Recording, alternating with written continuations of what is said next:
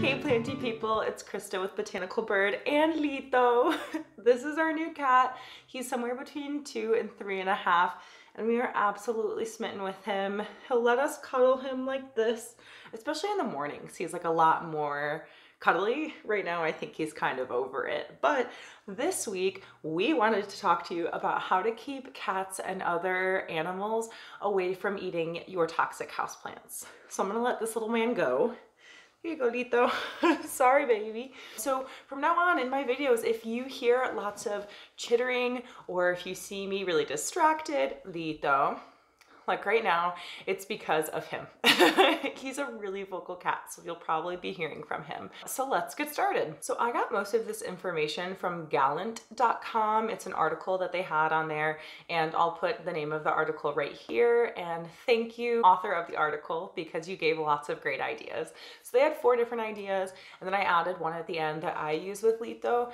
And some of this may be more or less applicable to your pets. I know that kittens can probably be a little bit more difficult. With Lito, I haven't had that many problems, and that could just be because he's an older cat, whereas if he was young and even more curious and more energetic, maybe we would have a harder time. Okay, so the first recommendation that gallant.com gave was to make your plants smell bad to the cat. It says that cats are very sensitive to smell, and so that there's like a bunch of different things you can do to make the plant smell bad, and then they'll just stay away from it. It specifically says that citrus scents are not pleasant to cats. So it said you could put like an orange or a lemon peel or a 2 maybe on top of the soil or in the soil. My one concern with that is that it might kind of change like the pH balance of the soil. I'm not as sciencey when it comes to that sort of thing, so I don't really know, but I think just setting it on top might not be a bad thing. Or it mentioned sprinkling cayenne pepper on the top of the soil that could really keep your cat away. So those are things that might be worth trying. Most of these I have not tried myself, so I can't say yay or nay to them. The second thing that the website mentioned was to pick plants that your cat is not interested in. It specified that rosemary really doesn't smell good to cats, even though it smells good to us. So having that around could be helpful, or any kind of plant that's kind of prickly. So succulents, cacti, because your cat will learn through experience that if it touches that plant, it's going to get hurt. So tough love kind of could be another sort of thing. And I wanted to add on to that, any plant, maybe your cat is probably going to be more interested in plants that have like long stringy leaves.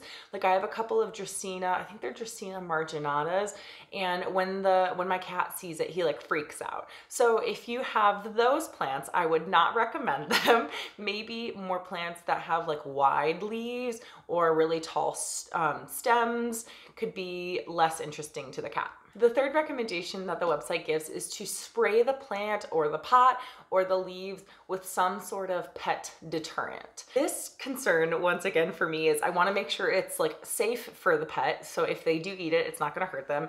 And then second, spraying something onto the plant, I don't want it to damage the plant either. So a homemade recipe that gallant.com recommended was a spray bottle filled with 1 part vinegar and 3 parts water. And I know that vinegar is not damaging to plants. It might make things smell kind of funny to you though, so that could be a downside. And then there's a bunch of different like product sprays you could get. I liked ones that were offered on chewy.com because I know that that's like a pretty legit pet website. And so I'm gonna put the pictures of them here. But 2 that I liked were Pet Mastermind Claw Withdraw, and I'll put a picture right here. And both of these I thought were pretty affordable. Like I said, I haven't used them, so I can't really speak to them, but I kind of just trust Chewy as a brand. And then the second one was Nature's Miracle Just for Cats Pet Block, and I'll put a picture of it here. And both of those seemed like they were made with natural plant ingredients, I think, but I'm not sure exactly what else is in them, but they seemed affordable, so it could be worth a try. Maybe a plant that you're not terribly fond of, and like a part of the plant you could try it. And if it looks like if your pet does eat it and then isn't doing well, obviously take it to a vet, but I think that those products could be worth a try. The fourth and last recommendation that the website gave was to strategically place your plants so that they are out of reach for your pet. So we know that there are plants that are not toxic, so if you are okay with it, you can put those plants like more on the floor or in places that your pet can reach them, and then the toxic plants higher up or in parts of the house where the cat is not allowed. Like we don't let Lito in the bedroom or the plant room, and so you could strategically place plants like that. It gets a little bit more difficult because then you also have to figure out, in this space, how will my plant get its needs met, right? Like sunlight's a huge concern, I think, for that, but I feel like a dead plant's better than a dead animal. So I don't know, pick and choose your battles, friends. And then if you wanted, you might even consider getting a plant that can be like, pet, this is your plant. I think I read that spider plants are safe for cats, and I think they'd go nuts over them because they have those long stringy leaves. So you could have maybe like a spider plant near the cat's house or where their bed or whatever, and that could be their plant that they chew on. Now, I don't know how trainable cats are, if they can learn this one plant is safe.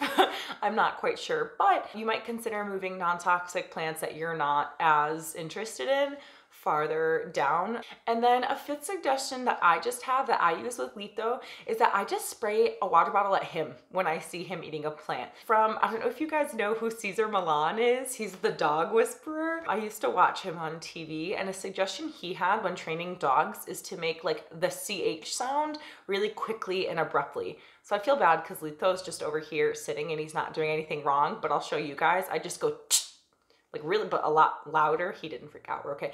A lot louder and like at them. And I think it's just an abrupt sound that they don't like. And so that's my like, stop doing that noise. So I'll do that and I'll spray him with water and he runs away.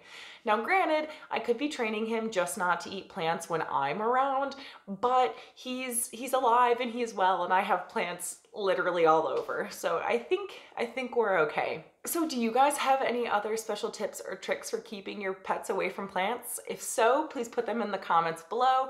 Or if you've tried any of the things that I mentioned today and you can say yay or nay to them, that'd be great. Or if you have any questions, as always, feel free to put those below too. And if you like this video, please subscribe to my YouTube channel. It's Botanical Bird, and bird has a U in it, not an I, and follow my planty Instagram, which is at botanical_bird. And remember, I'm rooting for you. Bye. Lito, can you say goodbye? Bye.